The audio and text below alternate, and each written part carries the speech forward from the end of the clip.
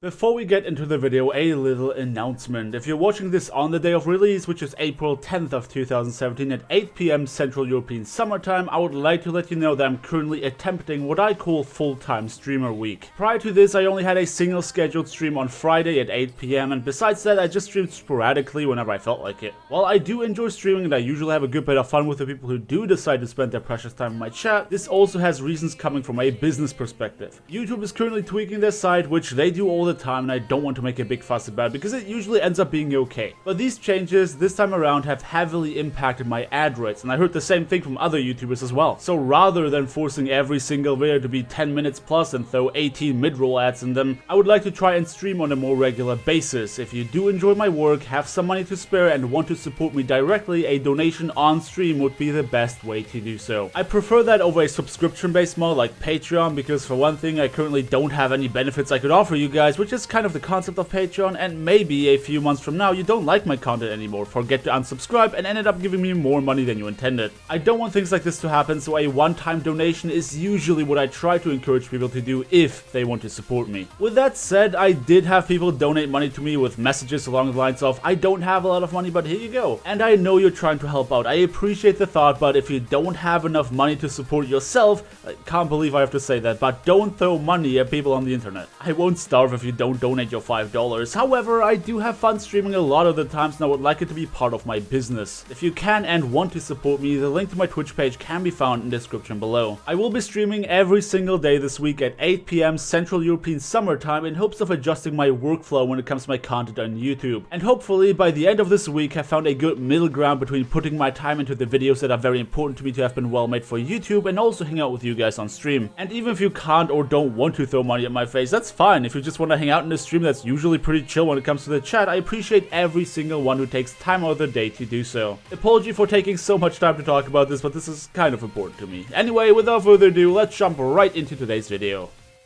So I made a little video called 3 things you should do on ranked not too long ago, and you guys seem to enjoy it a fair bit, and so I asked, would you guys want to see one about things you shouldn't do? And well, since you're watching said video right now, I think you know what people answered with. Well, it wasn't until I sat down to script this video that I realized a lot of the things are really, well, obvious. But worse than that, the kinds of people who should watch a video like that probably don't, so there's a lot of preaching to the choir going on here. Maybe there's 1 or 2 things you didn't realize you were doing wrong and now reflect better on your actions, but since again a lot of the things are very obvious, I won't get too in-depth about all of them. Now stop the chit chat and get into the meat of this. Number 1, do not flank all on your own. Obviously there are heroes that are considered, well, flankers, and I want to focus on these first, because even if you play Tracer, Genji, D.Va, Winston, you are not a one-man killing machine. Or are you? When it comes to Genji and Tracer, they are strongest when the enemies are distracted, so your timing matters a lot. You preferably want to engage together with your team, because if a lot is going on, the enemies will obviously have a harder time hitting you. You would think that this is obvious, but I've seen too many squishy flankers engaging in 1v6s and die in between engagements. The notion of those heroes being carry pigs probably plays a lot into that. Players often feel like gods when they have good games on flankers, but it largely comes down to whether or not you're being contested.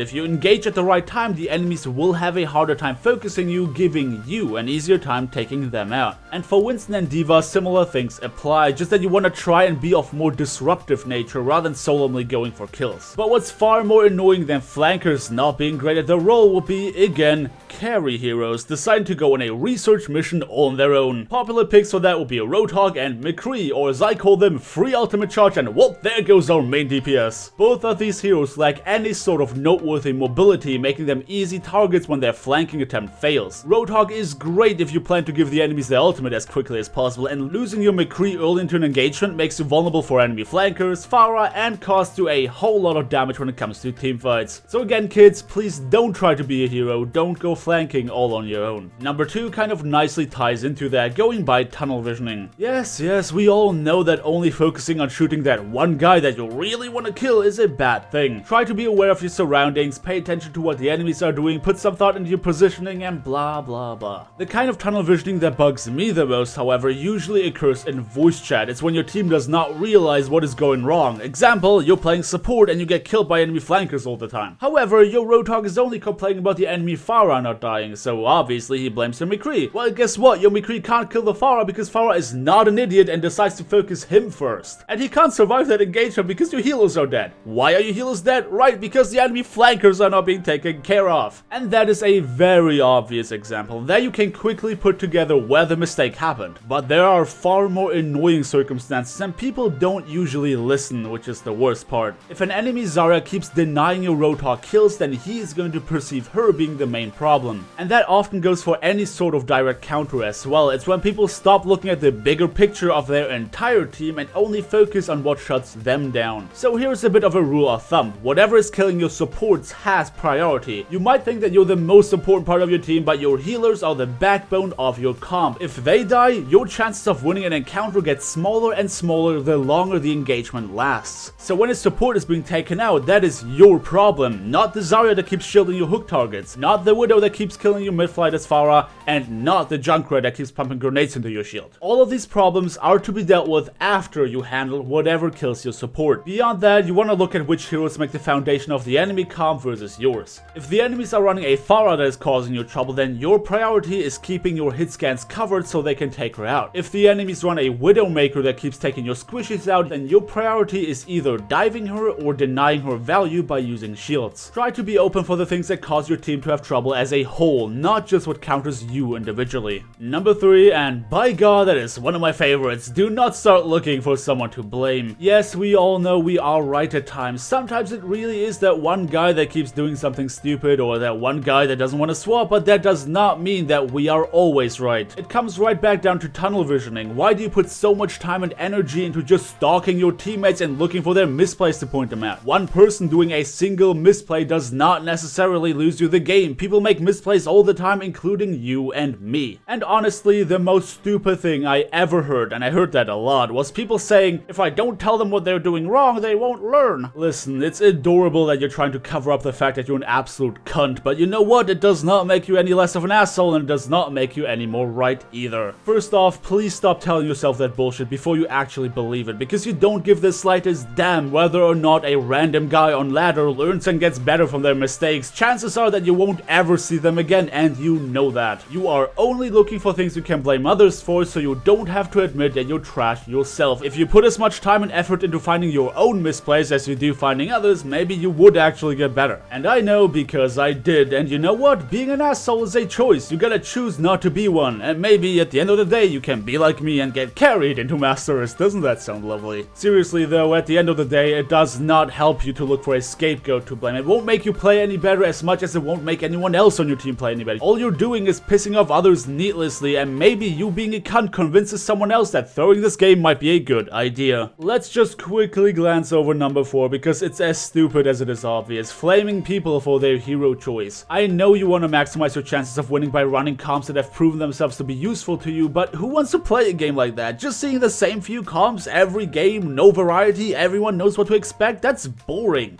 So do not forget that we're playing a freaking video game. Have some fun, let people play what they're confident with. You may want to see them on another hero, but maybe they're not good on that hero, and maybe they're even better on the one that they chose themselves. Half of the team that I played with could not believe that an attack Symmetra could work in Diamond until they saw me play. And I know that they are the classic hero acts on map Y arguments, but hey, playing something out of the ordinary might just give your team an edge. Don't ever underestimate the power of a player who has been playing a hero for a very long time. They might be able to do things you didn't even think about. And I mean, ultimately, it does not help team morale if you're just flaming someone right out the gate, so don't do it. Be polite whenever possible. And lastly, number 5, still talking about team morale and how it does not help you winning to be a naysayer or an asshole. Do not ever get into this kind of we lost anyway mentality. I honestly think that this is one of the worst on this list. I lost a truckload of matches because people just started calling GG in matches that were perfectly winnable. I mean, what's worse than just you thinking that you already lost is actually communicating it. These people invested physical effort into pressing their push to talk button, moving their mouth just to let their team know that they stop believing that they can't win this game. How on earth is that beneficial in any way, shape, or form? If you gotta be pessimistic, then effing talk to yourself or some shit. Don't drag everyone else down with you. What are you trying to accomplish with that? Winning starts in the head, buddy. You got better chances of being victorious if you actually believe in victory. And I guess that concludes my list of 5 things I believe you shouldn't ever do on ranked in Overwatch. If you want to add to this list, then by all means do feel free to do so down in the comment section below. Quite frankly, there's a lot you can do wrong in this game, so finding 5 wasn't a big issue, but I think I found my personal top 5 when it comes to how much these grind my gears. With that said, don't forget people, nobody's perfect. When it comes down to the entire list of things you can do wrong in Overwatch at all, every last one of us is guilty of doing some of them. Hell, I'm even guilty of doing some of the things I mentioned in my own video. Reflecting on that, learning from it, and doing it better next time is the kind of improvement that we need to look into if we want to get better. Don't forget about my daily streams over on Twitch this week if you are interested, and thank you all so much for your continued support. Whether that be just watching my videos, commenting and leaving a like, or even going out of your way to follow me on other platforms or supporting me directly. I appreciate every last one of you guys. So thank you all so much for watching. As always, if you enjoyed the video, do let me know by dropping me a like on your way out, subscribe if you want to see more, and hope to see you all next time.